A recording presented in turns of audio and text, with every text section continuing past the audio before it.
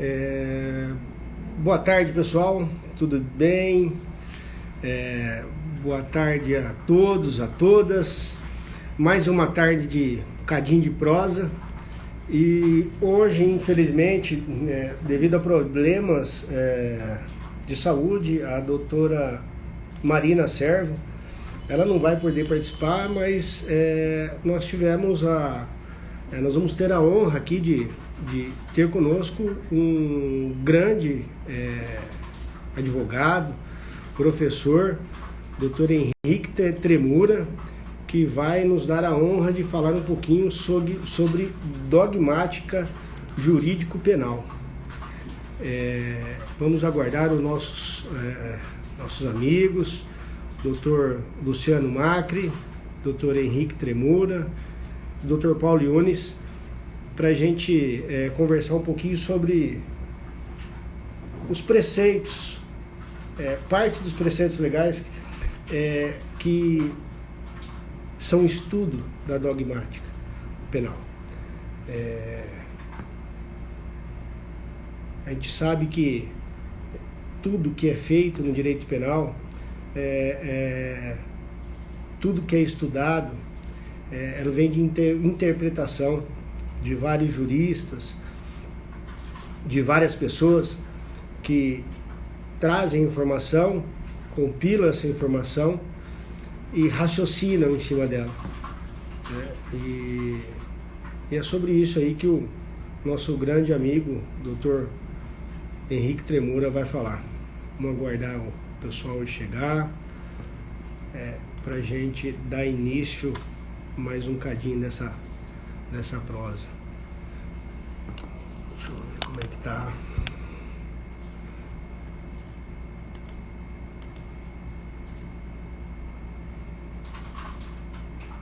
Esperar o pessoal ainda entrar, não entraram ainda.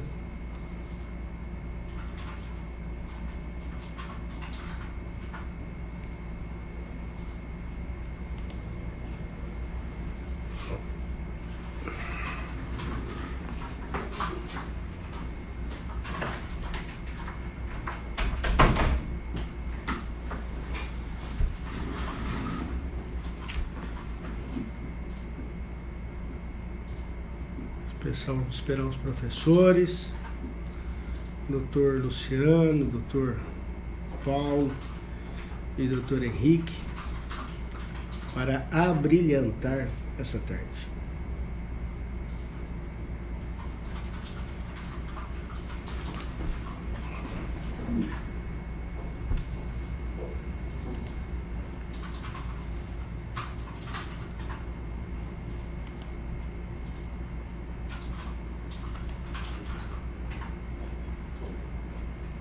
São 5 horas. Aguardar os nossos amigos aqui.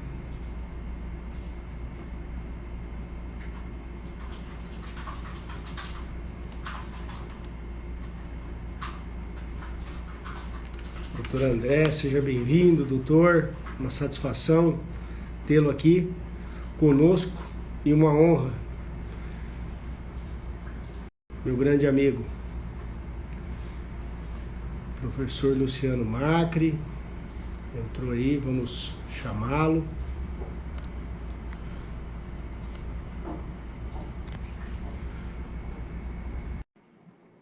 Já aceitei ele aqui, vamos aguardar ele entrar. Acredito que em minutos ele entre aí com a gente.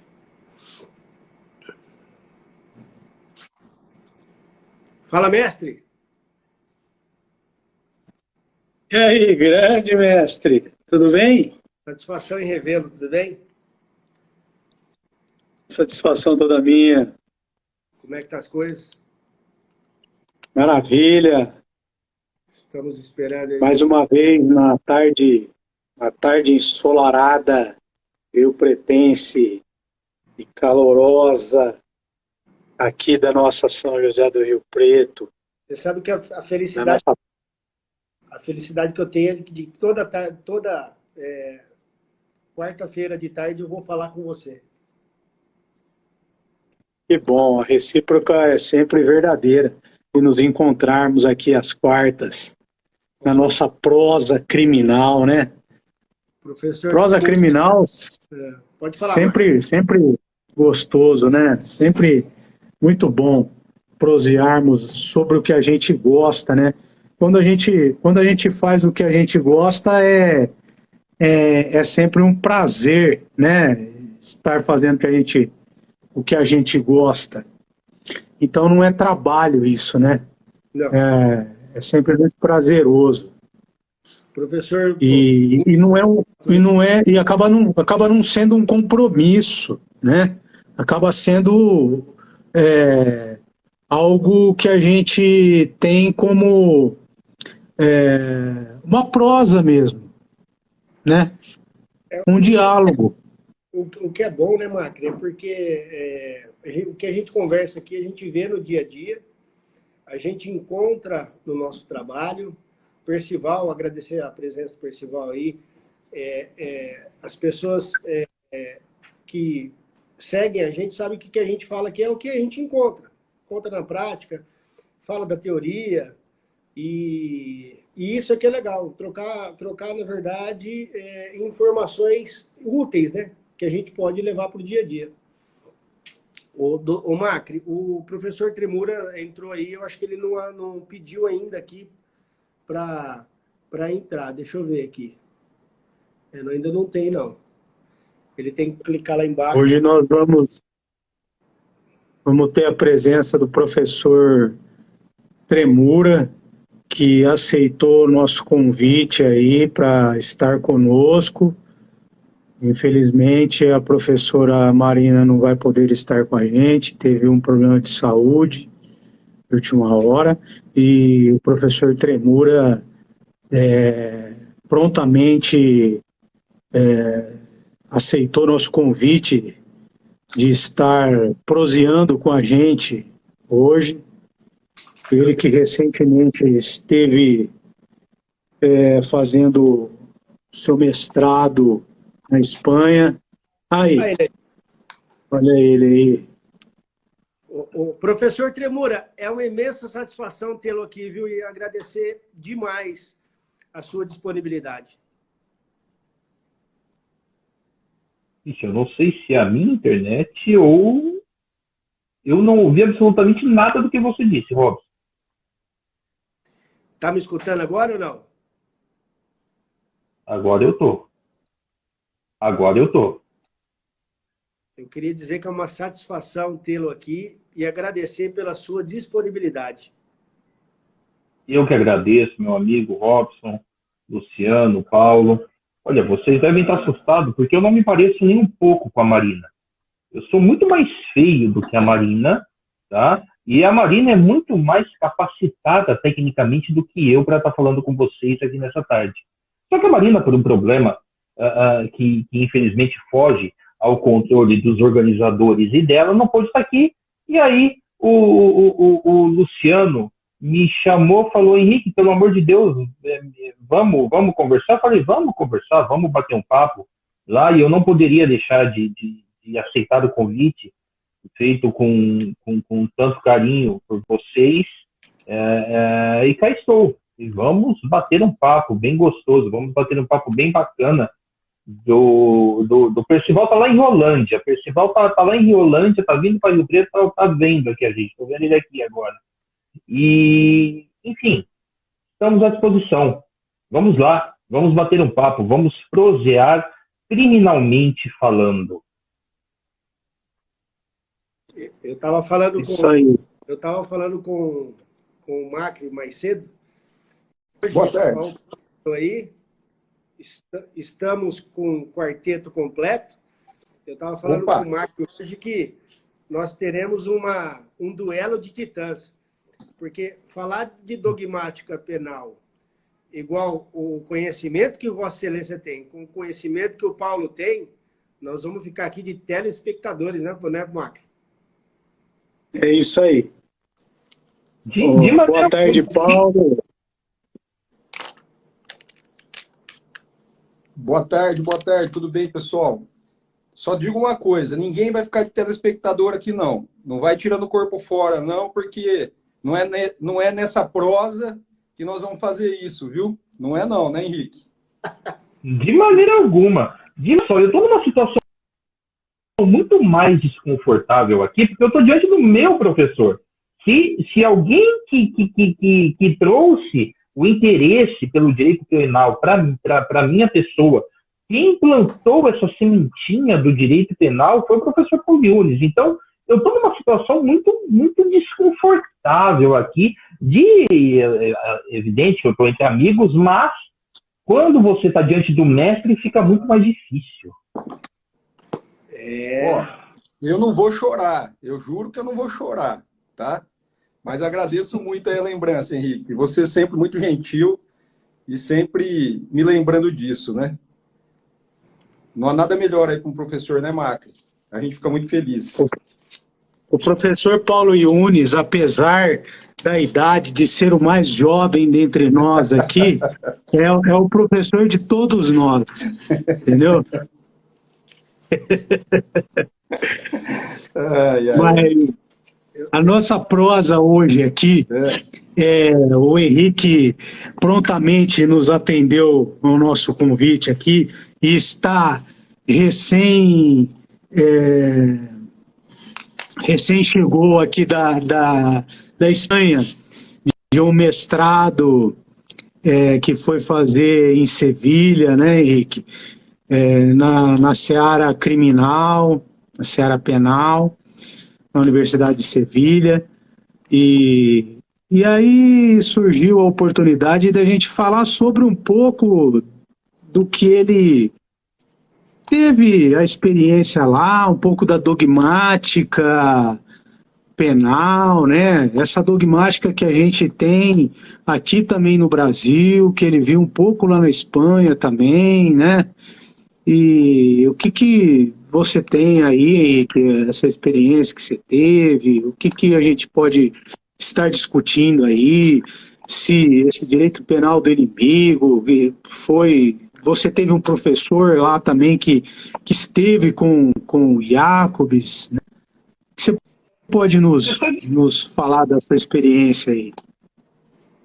Com certeza, Luciano. E pessoal, só para que vocês entendam um pouco, apesar de que o nosso assunto, a principal aqui, a prática sempre reinará nos papos aqui, pelo como o Robson falou no começo, nos papos da prosa criminal. Só que você, sem a teoria, sem você ter uma base teórica, sem você ter uma base dogmática, sem você conhecer as escolas do direito penal, sem você conhecer as teorias do direito penal, a sua ferramenta prática fica deficitária. Porque você não vai conseguir, muitas vezes, discutir temas que acontecem hoje. Temas que você, na sua resposta à acusação, vai ter que trazer algum planteamento, você vai ter que fazer alguma demonstração. Olha, por que isso está acontecendo? Por que esse excesso acusatório está acontecendo aqui, nesta acusação, nesta denúncia que o Ministério Público está fazendo? E como eu vou ver isso? Olha, não é assim, juiz. Não é assim, juiz, por conta disso, daquilo e daquilo e daquilo. Você não vai ter a capacidade prática, você não vai ter a capacidade de correr, você não vai ter a capacidade de jogar o jogo. Se você não conhecer, por exemplo, e aqui já entrando direto no assunto e já jogando a bola para os meus pares aqui, que isso aqui é um bate-papo, e aqui são todos advogados criminalistas, e advogado criminalista, quando começa a falar, não para mais. Advogado criminalista, quando começa a falar, se empolga, gosta do assunto, não para mais. Então aqui vocês vão ver um interrompendo o outro, e isso é maravilhoso, isso é salutar, porque muitas vezes as ideias vêm, quando um joga uma sementinha, quando um joga uma bola, vem aquela ideia, vem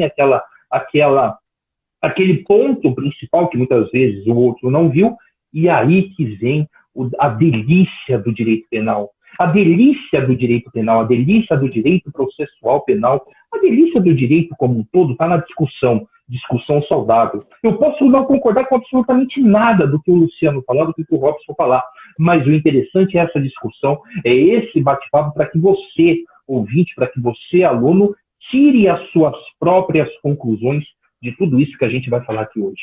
E voltando ao assunto principal, fechando esse parêntese aqui, você não vai conseguir fazer uma resposta à acusação lá na sua defesa, na sua primeira manifestação do processo penal. Você recebeu aquele processo penal ali agora. E se você não souber de onde vem o direito penal, como começou o direito penal, o que é a escola clássica do direito penal? Vamos lembrar lá da parte geral do direito penal. Todo mundo, os alunos, o professor Paulo, professor de direito penal, sabe disso. A gente vê, os alunos odeiam a parte geral do processo penal, o início do direito penal, do direito penal, perdão, processo penal não, do direito penal. Os alunos odeiam a parte geral. Eles querem ir para a parte especial, querem ver sangue, homicídio, querem ver a lesão corporal, o sequestro, querem estudar os crimes contra a fé pública. Sabe aquele crime contra a fé pública, aquele de falsificação de selos? Olha, quem vai descobrir crime de falsificação de selos hoje? Mas não, você tem que fazer a sua base primeiro na parte geral. E você tem que fazer a sua base primeiro na parte geral, sabendo que lá na escola clássica, lá no começo do direito penal, o que se buscava com o direito penal? Se buscava a retribuição. O que é isso, Henrique? Se buscava apenas. Então, somente, e desconsiderando o pensamento iluminista que afastou lá aquelas penas corporais que já existiam, se buscava apenas, então, somente a retribuição daquele eixo, daquele mal feito do agente como uma resposta do penal.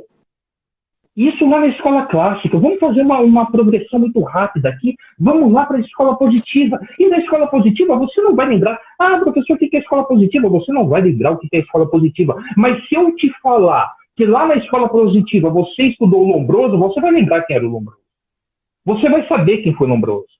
Você vai saber quem foi Lombroso e olha só, Robson, você vai conseguir linkar o Lombroso com a teoria do etiquetamento, que o Luciano é tão entusiasta da discussão desse etiquetamento que a gente tem hoje em dia no nosso direito penal, de uma denúncia ser feita muitas vezes apenas e tão somente porque o cara é preto, pobre e estava no lugar errado. O cara é preto, pobre, estava no lugar errado e foi pego da forma errada. E isso já basta. Isso já basta porque ele já tem a etiqueta. A etiqueta de muitas vezes de um processo penal antigo, de uma condenação antiga. Ele já tem a etiqueta que Lombroso falava do determinismo biológico. Por que determinismo biológico, professor? Por que determinismo biológico, Tremura? Pelo seguinte motivo, por aquilo que eu falei, preto, pobre. Preto, pobre, que está lá na favela. Então você tem a biologia perfeita daquele autor. Isso é muito complicado. E você aplica isso hoje. Você precisa enfrentar, apesar de já termos superado a escola positiva, aliás, já termos avançado nos estudos, além da escola positiva, você tem essa situação hoje em dia. Da mesma forma que, além do determinismo biológico, você vai falar também do determinismo sociológico. Você traz um determinismo sociológico em Enrico Ferri. Ou seja, o determinismo sociológico, a sociedade, aquela sociologia do autor, a sociologia daquele cidadão que já foi etiquetado biologicamente, agora também o é sociologicamente. E esta junção, a gente finaliza com o expoente máximo dessa escola positiva, que foi Garófalo. Garófalo, ele faz a conjugação desses determinismos biológico e sociológico e traz a personificação, se assim podemos dizer, da escola positiva. Olha só como tudo isso de teoria que a gente estuda lá na parte geral, você vai enfrentar na sua vida prática. Você vai ter que discorrer sobre isso. Se você não tem essa base, se você nunca ouviu falar em teoria do etiquetamento, e aqui já avançando um pouco, mas vamos pensar que essa teoria do etiquetamento começa na base lá da escola positiva, você acha que a tua defesa vai ser completa, Robson? Não. Não. Nem um pouco. É assim, o professor. Primeiro eu queria, assim, eu acho que não sou só eu, acho que o Luciano, o Macri e o Paulo vão me dar razão. Eu acho que no começo você falou que a prática, aqui nós falamos de prática, mas também, professor, a teoria ela é necessária, e eu sempre digo isso. Por que é necessária? Porque a prática sem a teoria é algo cego. É algo que você faz por osmose, você toma um caminho sem saber de onde você veio. Se você não sabe de onde você veio, você não sabe para onde você vai. E aí vem o estudo da teoria clássica, estudo sobre Lombroso, teoria do etiquetamento, que a gente fala muito aqui sobre isso, sem querer, né? A gente não põe um nome, teoria do etiquetamento, mas a gente fala sobre a esteira processual de denúncia. Por que eu falo esteira, o professor? Porque quando você vê a quantidade de denúncia, e sempre da mesma forma e do mesmo jeito, de nenhuma forma menosprezando o trabalho do Ministério Público, porque eu sempre digo e enalteço que o Ministério Público é necessário para que a justiça seja feita, né? Em alguns casos, como a gente fala aqui, discordando ou concordando, né? Mas sempre com educação. Mas a gente pode discordar e às vezes a gente pode concordar. Mas você está corretíssimo. A tua explanação é de uma forma tão transparente que eu acho que por isso que os seus alunos eles gostam de você. Que é fácil de entender. Eu acho que é isso. O Macri, o Paulo, me corrija se eu disse alguma coisa errada aqui.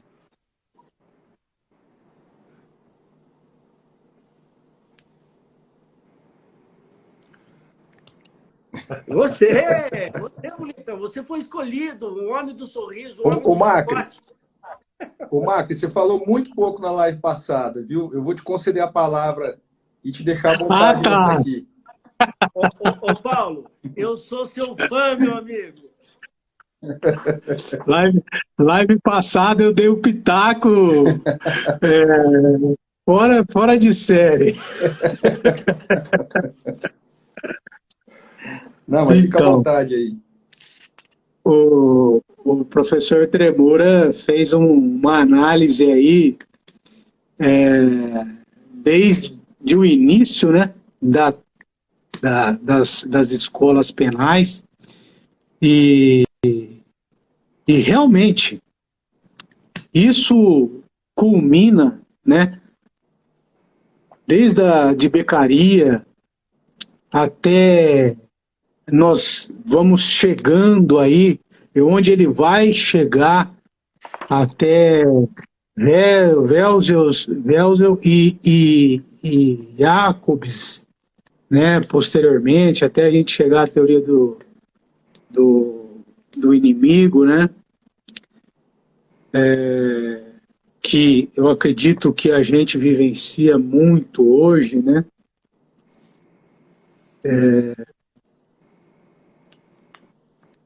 Eu tenho as minhas reticências se a gente não está resgatando, né, como eu já deixei claro muitas vezes, a teoria lombrosiana em muitas das nossas análises, inclusive nesses resgates de querer utilizar, muitas das vezes, a medicina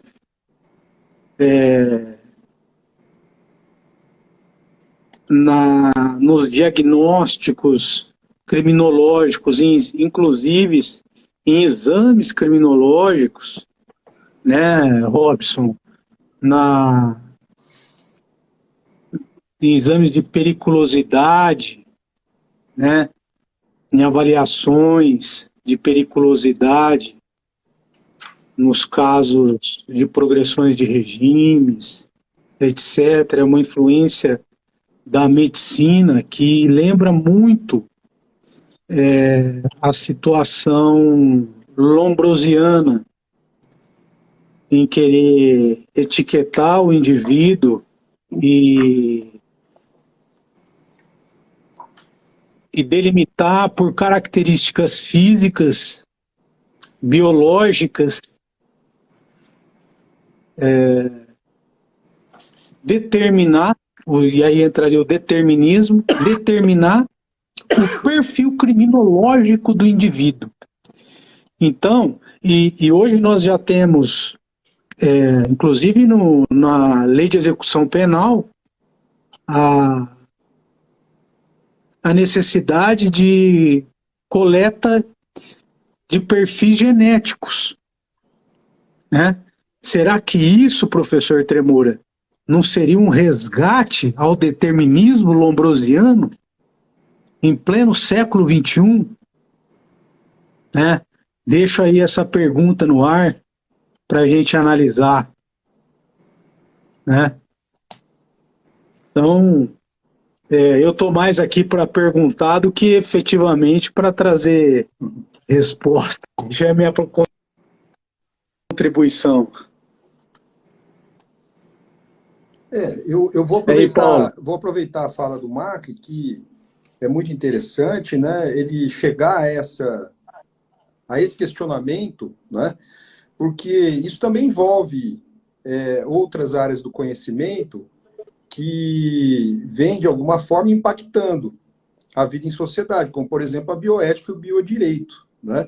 Então, essa questão envolvendo a possibilidade de se franquear ao Estado o acesso ao mapeamento genético do indivíduo, né, o que já é um tanto comum nos Estados Unidos da América, e aqui já começa com bastante força, né, parece-me que merece uma discussão, né, e uma discussão que se aprofunde em relação a essa temática. Né.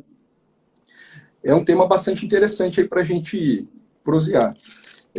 Mas na fala do Henrique, que eu achei muito apropriada em relação à dogmática penal, eu consegui extrair um tema que, ao meu ver, talvez seja também muito interessante para a gente abordá-lo aqui. E eu tenho absoluta certeza que vocês três têm muito mais condições do que eu de desenvolvê-lo, por causa da vivência mais recente, né, de vocês, em relação ao ensino e à aprendizagem. Né? O aluno hoje, ele sai de uma faculdade de Direito, depois de 5 anos cursando essa faculdade, né? E com todas as deficiências de leitura que a maioria dos alunos possuem hoje, infelizmente, ele acredita que já é possível iniciar a advocacia. Não é?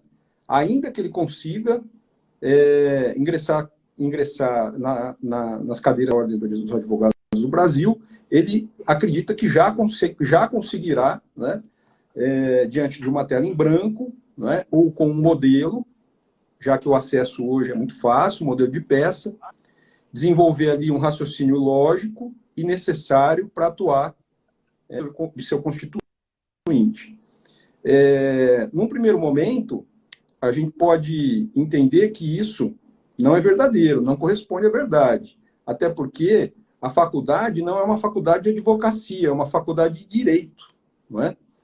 E, portanto, aí vem o ponto que é importantíssimo, levantado pelo Tremura, que é a questão da leitura, do interesse, da vontade de conhecer, não é, a dogmática penal, para, enfim, conseguir desenvolver uma formação necessária para, aí sim, desenvolver um raciocínio lógico, não é, com dados históricos, com elementos suficientes da dogmática penal para poder desenvolver ali uma peça razoável, né? Uma peça decente, uma peça que você busque, né? Desenvolver de uma forma mais condizente aí com o caso que você atue. Então, esse ponto eu acho muito importante, porque a faculdade hoje, não é? E não só de hoje, apesar de todas as deficiências, não é? Ela busca, em primeiro lugar, desenvolver o espírito crítico, né? Nesse aprendiz, o que já não é fácil, porque muitas vezes esse jovem ele já vem com alguma informação, ou às vezes até com muita informação, mas o conhecimento, sabemos disso, né? Para que seja absorvido, né? Exige algumas características, né? Exige alguns comportamentos. E isso, em regra, a gente já vem com ele de base. Não que não possa esse indivíduo, né, durante o curso, desenvolver essas características, né? Então, acho que num primeiro momento, ali, né, na parte geral, o papel principal do professor é tentar despertar esse espírito crítico, né, no aluno para que ele possa se interessar, começar a ouvir posicionamentos distintos daquele que ele ouve, seja no dia a dia, seja do senso comum, seja dentro de casa, né? E ver que é preciso ter um espectro de visão, não é? E de audição muito maior do que aquele que ele possui até aquele momento. Então, esse é um ponto que eu acho interessante também a gente debater, além desse ponto levantado aí pelo Macri, né? Mas só para apimentar um pouquinho mais a coisa, né? Quando alguém desenvolve alguma questão teórica assim, cita clássicos, né? Eu também busco os meus aqui, né? E na minha mesa eu tenho a coleção do Vicente Sabino Júnior, de Direito Penal, e eu me lembrei dela porque o Tremura, ele fez um apanhado histórico, né? Ainda que sucinto, numa perspectiva, levando em consideração, obviamente, uma visão, né, de alguns penalistas importantes, né, que trouxeram essa temática aí, dogmática. E é interessante aqui no Vicente Sabino Júnior que ele faz também essa perspectiva de tempo, né, iniciando a sua obra com o tema da norma jurídica, não é? O tema da norma jurídica. E nós sabemos que vivemos um direito positivo, né, no nosso país, e somos muito apegados, né, à norma. E, por vezes, quando alguma interpretação foge, né, daquele rol, né, de interpretações que a gente se depara, a gente meio que assusta, né, e fica meio sem chão. Então, é preciso também dizer para esse novo advogado, criminalista, para o estudante de direito, né, que isso é muito comum no direito, né, para que ele não se assuste. Muito pelo contrário, para que aguce nele a vontade de buscar saber, né? Porque hoje, aquele direito prêt-à-porter, ele está em todas as faculdades praticamente, né? Então, o professor, ele já chega com a norma, já interpreta a norma e já fala, olha, esse é o entendimento do STJ, esse é o entendimento do STF, esse é o entendimento do TJ São Paulo, esse é o entendimento de determinado juiz aqui na nossa cidade, né? Ao passo que seria mais interessante, né, que esse aluno, ele mesmo se inclinasse a buscar saber, né, quais são os posicionamentos hoje. Então, buscando uma interpretação e até mesmo desenvolvendo algum tipo de interpretação, né, que seria bastante interessante. Mas não quero só eu ficar falando aqui, como disse o Tremura, né, se deixar o criminalista, ele fala, né, até cansar. Ô Paulo, você sabe que eu anotei algumas coisas que você falou aqui, que eu acho que realmente a gente pode desenvolver muita discussão interessante nisso, e eu vou inverter aqui para ficar em uma perspectiva mais fácil de compreensão, uma perspectiva mais cognitiva aqui. Gente, você tem que estar, você ouvinte, você eterno aprendiz, todos nós somos eternos aprendizes, a gente tem que procurar estar onde a gente vai ser aquela pessoa que vai discutir, onde vai ter discussão. O papel do professor é incomodar, O papel do professor é incomodar. O papel do professor é incomodar para que o aluno saia da sua zona de conforto, para que o aluno não se cristalize, ele não esteja envolto naquela capa de açúcar doce, naquele mel gostoso que é aquilo que a gente gosta de ouvir. É muito confortável você estar sentado e tomando o seu chá com aquele mel mais saboroso que você tem, que é aquele conhecimento que se alinha com a sua forma de pensar. Só que esse conhecimento não vai te incentivar a buscar maiores desafios, não vai te incentivar a buscar conhecer outros pontos, outras situações que você pode não concordar. Você pode manter o seu pensamento inicial, meu amigo, só que para você debater com alguém que vá contra esse seu pensamento, se você ficar arrimando-se em lugares comuns, em situações que você vai ficar apenas como um papagaio de pirata, rebatendo, você não vai a lugar nenhum. Vamos fazer um salto histórico aqui. Não vamos discutir o correlacionismo, o tecnicismo jurídico penal, vamos lá para o garantismo.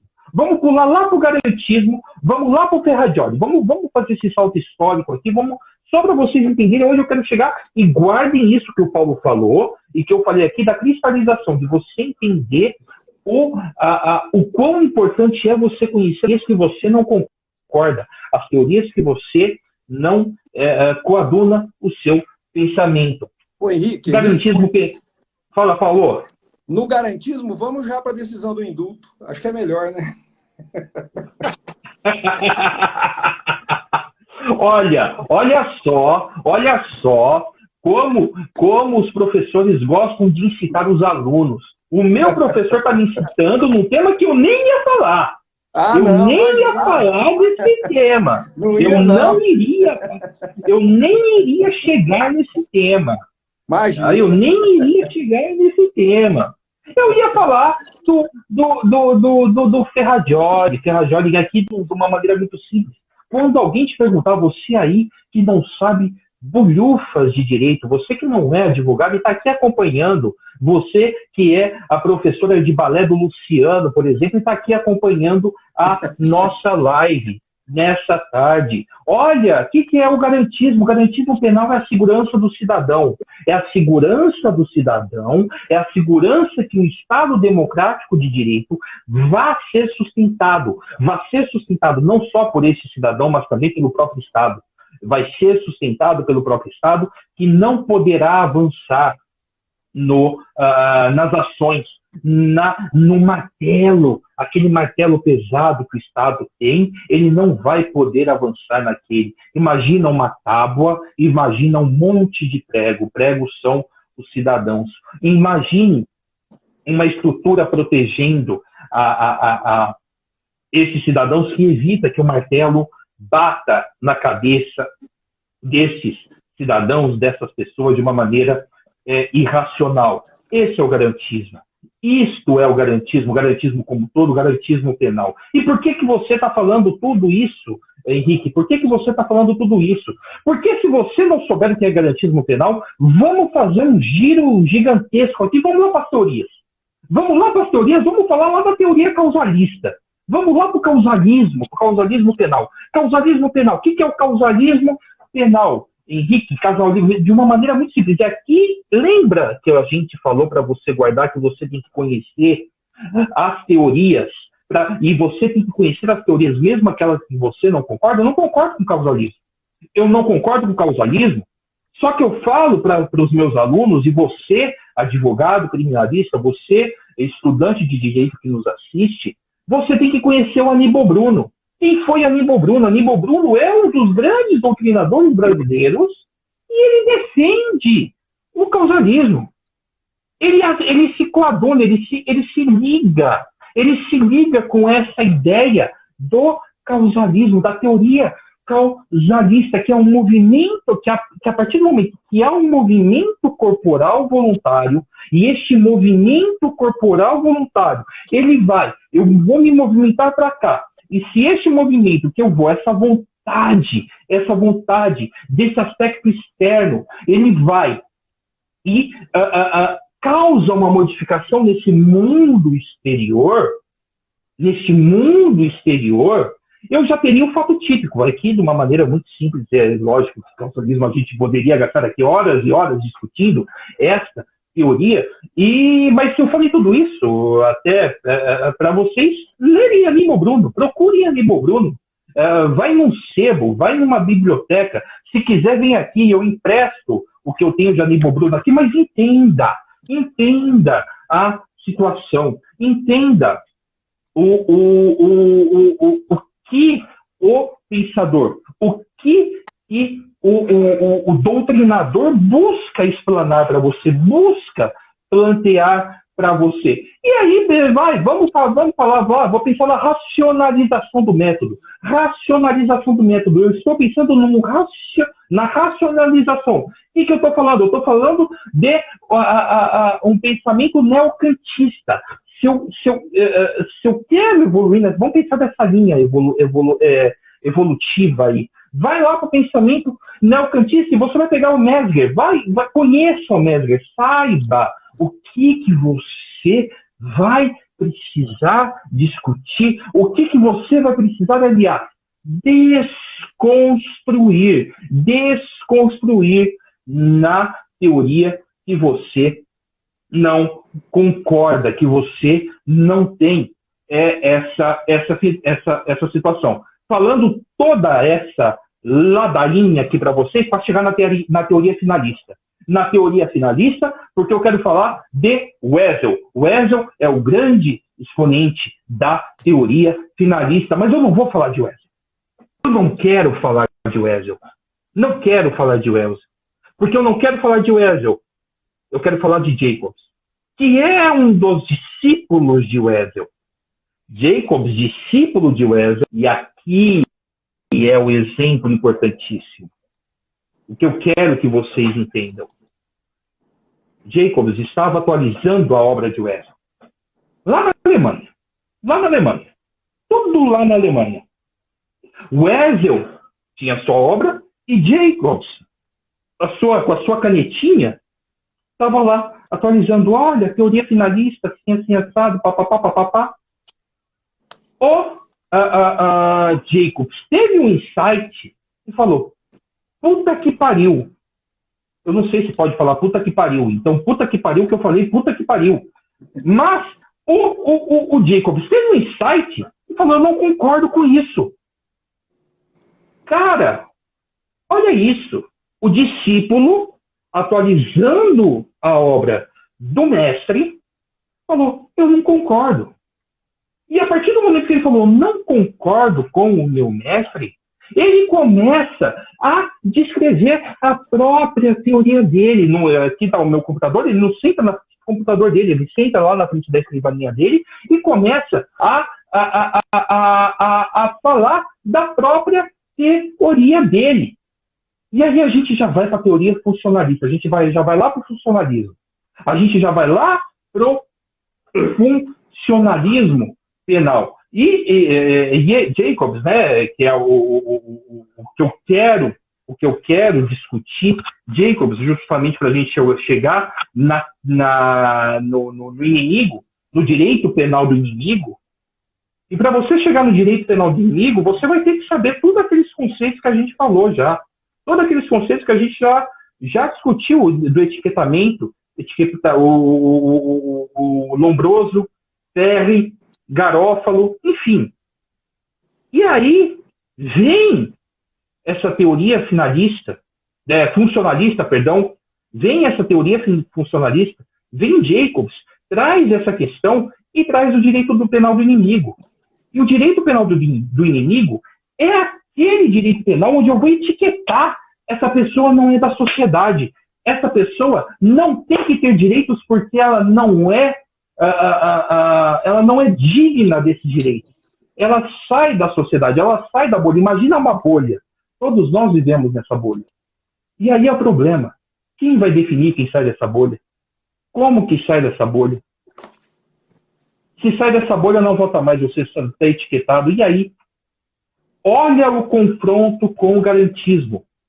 Olha o confronto com o garantismo. Se você falar em funcionalismo, se você falar em Gunter Jacobs, você automaticamente está tirando o garantismo. Você não tem mais garantismo. Esquece a segurança do cidadão, porque a qualquer momento esse cidadão vai poder ser jogado para fora dessa bolha. Eu acho que eu já falei muito. Era isso. Essa questão de etiquetamento, e aqui já é um outro tema, aí que a gente já vai para um pouquinho mais do processo, mas é até uma sugestão de próximo tema para discussão. Esse senso comum, ele vai fomentar esse direito penal do inimigo, porque os tribunais estão julgando hoje em dia conforme a população quer. Eu quero que seja julgado dessa maneira. Esse cara não tem que ter direitos. Esse cara tem que tomar no nariz. Ele não pode, papapá. Opa, pera lá, então eu vou julgar ele assim. Só que amanhã, a hora que julgo semelhante deste que pedia para que esse tribunal julgasse conforme o clamor popular, vai falar, não, peraí, mas esse aqui não pode ser julgado dessa maneira. Não pode ser julgado dessa maneira. E aí você já quebrou. Você já lembra aquela redoma que protegia os preguinhos? Você já quebrou essa redoma, meu amigo, e aí você não conserta mais. Exatamente. Eu ia perguntar, o professor Henrique e duas pessoas capacitadas para discutir sobre o assunto, é que a gente tem várias escolas e vários pensadores. Eu estava vendo aqui, escola positiva, escola clássica, o Garófalo, o Lombroso, Henrico Ferri, partindo desse princípio dos pensadores que agora o Henrique falou, agora me fugiu da memória, o último que ele falou. Jacobs, né?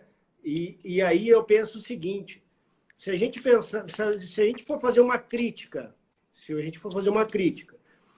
e estudar esses vários pensadores na atual conjuntura, na nossa, no Brasil, tendo em vista que o professor falou, a gente julga conforme a mídia, né? A gente tem um problema muito grande com a mídia, porque a mídia ela julga conforme o amor que ela tem, né?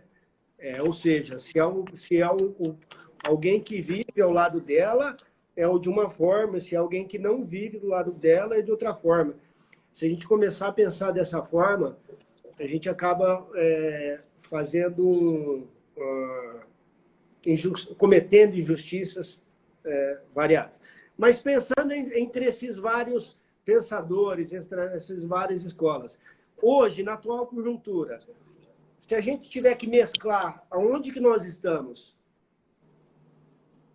a gente está mais partindo pela escola positiva, pelo pensamento de Jacobs, a gente está partindo da premissa da teoria do etiquetamento, com o pensador que acha diz que o delinquente a gente põe aquele preto, né? Põe a pessoa que se veste de tal forma, aquela pessoa que tem relacionamento com determinada pessoa. Como que a gente vê a sociedade hoje partindo da premissa de alguém partindo da dogmática, ou seja, a interpretação? Como é que a gente pode pensar? Paulo, Macri... Eu vejo a gente caminhando a passos largos para o funcionalismo radical. Eu sou garantista. Eu tenho o meu viés de pensamento é garantista. Mas eu vejo com muita preocupação, com muita dor no coração, e aqui fazendo uma brincadeira, né, a gente fala, os garantistas vão ser os primeiros a serem presos. hora que a gente chegar no funcionalismo radical, que é o que a gente está caminhando a passos largos. É o que eu penso. Não sei se eu fui muito direto em responder a sua pergunta, mas Sim. eu vejo a gente caminhando para o funcionalismo radical. Doutor Paulo. Tudo indica que estamos caminhando, sim, né? Mas eu vejo o direito penal bastante consolidado, né? Uma ciência bastante consolidada e que vem sendo desenvolvida diuturnamente, principalmente pelos alemães atualmente, né? Que vem trazendo uma contribuição muito grande aí para todo o restante do Ocidente, né? Pelo menos. E, portanto, uma teoria da nova defesa social, né? Mais voltada a um garantismo penal, ainda prevalece, né? Mas me preocupa também, né? Me preocupa muito. A gente vinha até comentando na live passada, na verdade foi levantada essa questão pelo professor André Valim, né? Que eu achei muito interessante e foi debatida por todos nós na live passada, que é exatamente o papel do direito, né? Na vida em sociedade. Hoje, muito mais como um instrumento de poder do que como uma ferramenta visando a pacificação social, né? Então, isso me preocupa muito.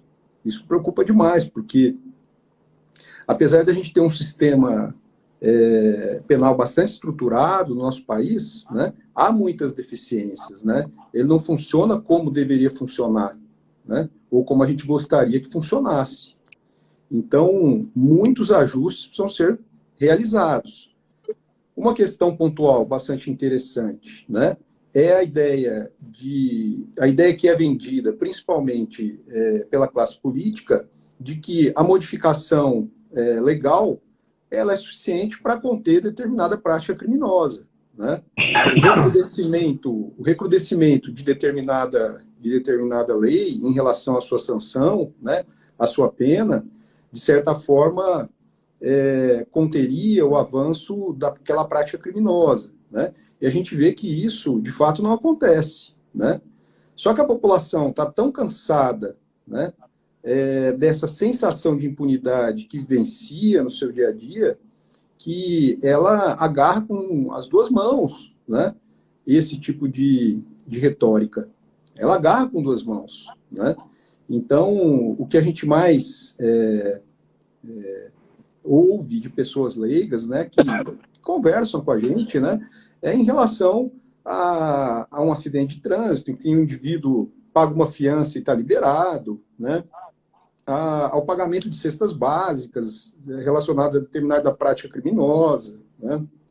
Enfim, o que me preocupa muito hoje é essa, vamos dizer assim, terceirização, né, da segurança pública que vem sendo vendida, né, de uma forma que vá resolver questões bastante pontuais, né, que acontecem cotidianamente, relacionadas a práticas criminosas, violentas ou não, né? Então, isso me preocupa demais, porque isso sobrecarrega o direito penal, não é a função do direito penal, não é? Por meio do seu recrudescimento, diminuir ou aumentar as taxas relacionadas à criminalidade violenta, à criminalidade não violenta, não é essa a sua função primordial, e por um outro lado, essa ideia de poder, né, que se vende, que, ao meu ver, vem em total desencontro com um direito penal moderno. A prática, nós tivemos uma experiência no início do século, se eu não me engano, em Nova York, com o Rudolph Giuliani, que foi a política da tolerância zero.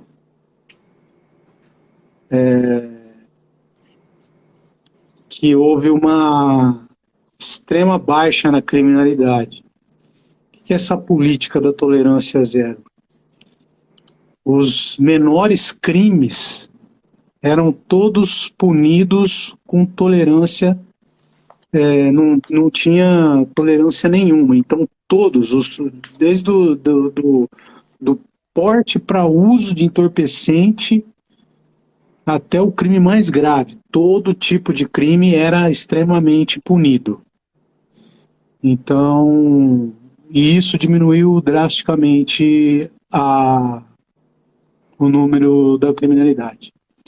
Nós estamos tendo uma experiência no estado de São Paulo, que é o uso de câmeras no colete das polícias militares, atualmente. E o número de violência policial diminuiu bastante. O número de morte caiu muito. Mas já estão pensando em voltar a retirar as câmeras dos policiais. Ô Macri, me desculpa, cara, me desculpa intervir aí. Cara, muito interessante esse ponto aí que você trouxe para a gente refletir. Eu vou acrescer mais um, né? Que vem, acredito, nesse mesmo pensamento seu, né? Porque é uma questão bem prática. E a gente já conversou sobre isso em algum momento. Não em lives, mas já conversamos, eu, você, o Robson. Decisões penais de primeiro grau, né, condenatórias, altíssimas, de um indivíduo primário, com bons antecedentes, pego com uma porção de drogas que é bastante diminuta, não é? E que chega no TJ São Paulo, é reduzida drasticamente, né? Então, uma decisão penal que condena o indivíduo a um crime hediondo, regime inicial fechado, não é? Com todo o rigorismo relacionado a essa prática criminosa, e aí chega no TJ, às vezes até com prisão preventiva, durante todo o curso do processo, né? E chega no TJ, essa decisão cai drasticamente, diminuindo de 6 a 8 vezes, né, o montante de pena, e reformando para uma pena privativa de liberdade, convertida em restritiva de direitos em regime aberto, né? Então, só para a gente tentar fazer algum tipo de link, de analogia com essa pontuação que você fez aí, que eu acho também muito interessante relacionada ao uso de câmeras pelos policiais militares, né, que tem o primeiro contato com o fato, que fazem a abordagem. E aí, só para finalizar, ninguém, sem a consciência, é contrário a um nascimento com vida. Falando aqui um pouco do aborto. Ninguém. Então, o que leva o indivíduo a ser contrário a se colocar uma câmera num agente de segurança do Estado, não é? Que certamente o protegerá também na sua atuação? Então, eu não consigo compreender isso. Mas, por favor, desculpa aí a intervenção. Não, eu acho que você falou tudo. É a transparência. Pois é. É a transparência. É a legitimidade, a transparência. Você falou tudo. Entendeu? E protege o próprio policial. Entendeu?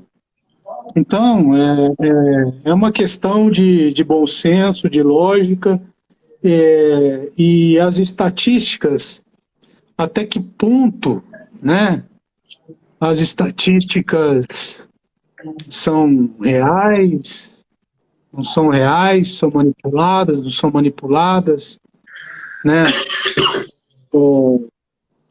dizendo que a criminalidade aumentou. Nós sabemos que isso é uma questão política também, né? Para tirar as câmeras, para não usar as câmeras, dizendo que a criminalidade aumentou novamente. Então, a gente fica refém, né, desse direito penal do inimigo, né? Para se etiquetar o inimigo, você estabelece o inimigo, estabelece a emergência, como o Malleus Maleficarum, que nós vimos na quarta-feira passada.